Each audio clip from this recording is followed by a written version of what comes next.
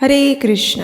मातेव सर्वबालानाम् औषधं रोगिणाम् इव रक्षार्थ सर्वलोकानां निमित्तये एकादशी तिथिः। हरिभक्ति विलास के 12 अध्याय के 105वें श्लोक में कहा गया है कि शिशु वृंद की रक्षा के लिए जननी के समान, रोगियों के उद्धार हेतु औषधि के समान और सभी लोगों की रक्षा के लिए एकादशी तिथि प्रकट हुई है। ऐसे ही पवित्र एकादशी तिथि है अश्विन मास के कृष्ण पक्ष में आने वाली इंदिरा एकादशी। पितृपक्ष में आने वाली ये एकादशी मनुष्य के सभी पाप कर्मों को नष्ट करती है और उसे सर्वोच्च आध्यात्मिक फल प्रदान करती है, और यही फल प्राप्त होता है उस व्यक्ति के पूर्वजों और पितरों को जो इस एकादशी का पालन करता है। ब्रह्मवैवर्त पुराण के अनुसार एकादशी तिथि के दिन किसी भी व्यक्ति की श्राद्ध क्रिया नहीं करनी चाहिए, लेकिन एकादशी व्रत रखकर उसके पुण्य फल को आप अपने पितरों को अवश्य प्रदान कर सकते हैं।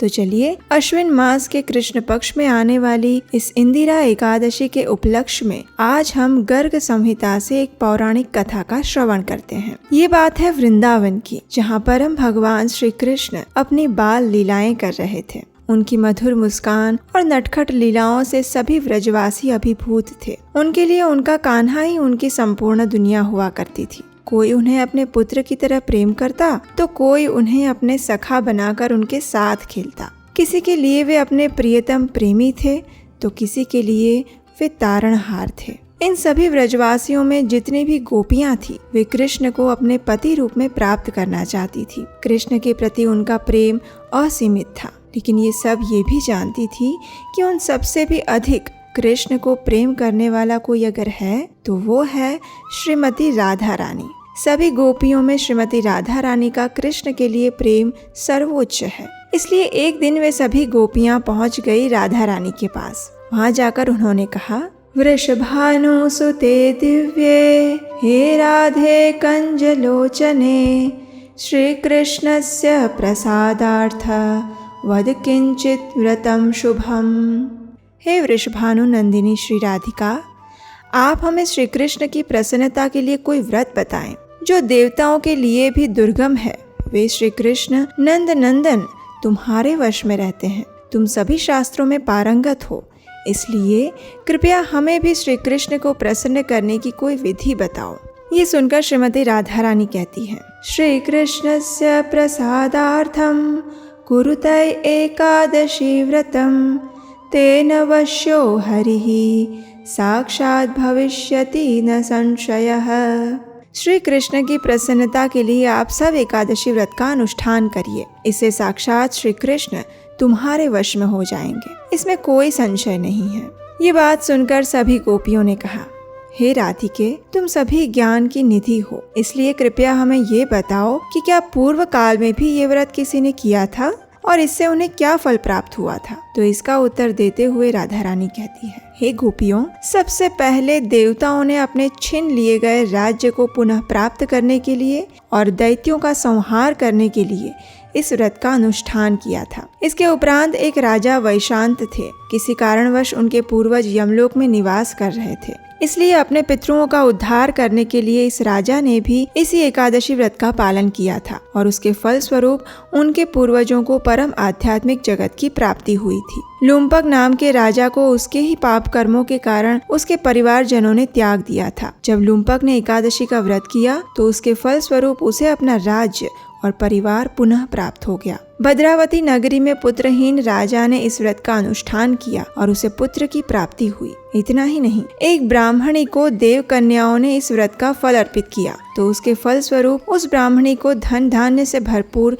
स्वर्ग की प्राप्ति हुई। पुष्पदंती और माल्यवान ये दोनों यक्ष थे। कुबेर के श्राप से उन्हें पिशाच योनि प्राप्त हुई थी। जब उन्होंने एकादशी का व्रत किया तो वे अपनी पिशाच योनि से मुक्त हो पाए। पूर्व काल में भगवान श्री रामचंद्र ने समुद्र पर सेतु बांधने से पूर्व और रावण का वध करने के लिए एकादशी व्रत का अनुष्ठान किया था। प्रलय के अंत में उत्पन्न हुए आंवले के वृक्ष के नीचे बैठकर सभी देवताओं ने भी एक समय जगत कल्याण के लिए एकादशी व्रत का पालन किया था। पिता की आज्ञा से मेधावी ने एकादशी का व्रत किया और उसके फल स्वरूप वे अप्सरा के साथ संपर्क दोष से मुक्त हो गया था। हे गोपियों, ये एकादशी व्रत इतना पुण्यफल प्रदान करने वाला है कि वह बड़े से बड़े पाप के सुमेरों को भी नष्ट कर देता है। एक समय ललित नाम के गंधर्व को इंद्रदेव के श्राप के कारण नरभक्षी राक्षस योनि प्राप्त हुई थी।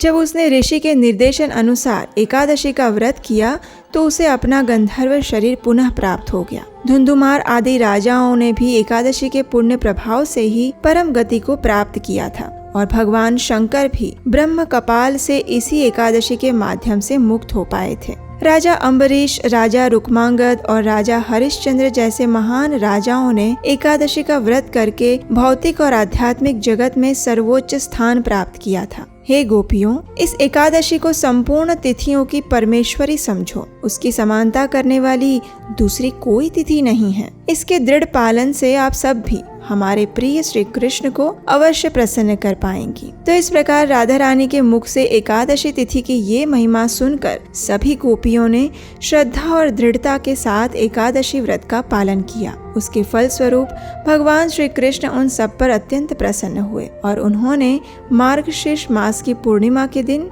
इन सभी गोपियों के साथ रास नृत्य किया। तो इस प्रकार एकादशी तिथि अत्यंत पवित्र और सभी व्रतों में श्रेष्ठ है और ये इंदिरा एकादशी भी व्यक्ति को हर प्रकार के भौतिक सुख समृद्धि तो देती ही है, अपितु मृत्यु के बाद वह मनुष्य को परम आध्यात्मिक लोक प्राप्त करने का सुअवसर भी प्रदान करती है। इतना ही नहीं, इस एकादशी का श्रद्धा और नियम पूर्वक पालन करने से व्यक्ति अपने पितरों और पूर्वजों के ऋण से भी मुक्त हो सकता है। अगर उनकी जीवात्माओं को अन्य शरीर प्राप्त नहीं हुआ है या फिर वे अवांछित योनि में भटक रही हैं, तो उनका उद्धार भी इस एकादशी के पालन द्वारा संभव है। बस करना यही है कि अगर आप अपने पितरों के लिए एकादशी व्रत रखते हैं तो एकादशी संकल्प लेते समय भगवान के समक्ष हाथ में गंगाजल लेकर भगवान से अपने पितरों के लिए प्रार्थना कीजिए और एकादशी व्रत का सभी नियमों के साथ पालन करने का निश्चय कीजिए।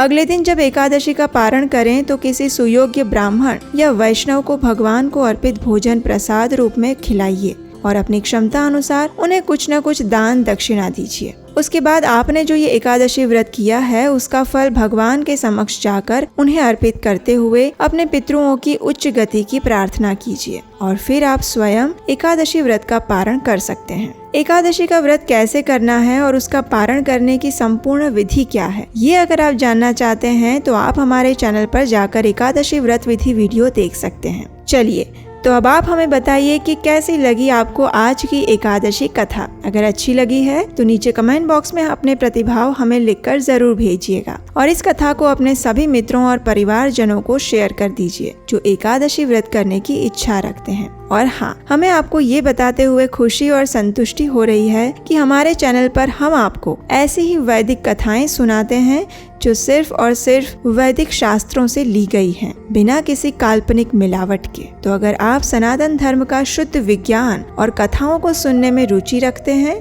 तो आपके अपने इस चैनल उपदेशाष्टकम को याद से सब्सक्राइब कर लीजिए और अगर नोटिफिकेशन भी ऑन कर लेंगे तो हमारी आने वाली प्रत्येक कथा आपको मिलती रहेंगी। वैदिक सनातन धर्म के इस प्रचार अभियान को हमने इसी उद्देश्य से प्रारंभ किया है कि वर्तमान समय में सनातन वैदिक धर्म को लेकर भी लोगों में अनेक भ्रांतियां फैलाई जा रही है और वो भी ऐसे लोगों द्वारा जिन्होंने स्वयं कभी शास्त्र उठाकर पढ़ने की कोशिश नहीं की है। ऐसे लोग अपने मन माने तरीके से धर्म के बारे में कुछ भी बोल देते हैं, कुछ भी व्याख्या कर देते हैं और कोई भी नियम बना देते हैं। इन सब नकली YouTube गुरुओं से आपको बचाने के लिए और सिर्फ प्रमाणभूत वैदिक शिक्षा का प्रचार करने के लिए हम ये प्रयास कर रहे हैं। अगर आपको लगता है कि हमारा ये प्रयास सराहनीय है तो इस अभियान में आप भी हमारे साथ जुड़ सकते हैं आने वाली कथाओं के लिए हमें सहायता करके। इसके लिए आप स्क्रीन पर दिए गए नंबर पर हमें अपना आर्थिक योगदान भेज सकते हैं। तो चलिए, अश्विन मास के कृष्ण पक्ष में आने वाली इस परम पवित्र इंदिरा एकादशी का संपूर्ण श्रद्धा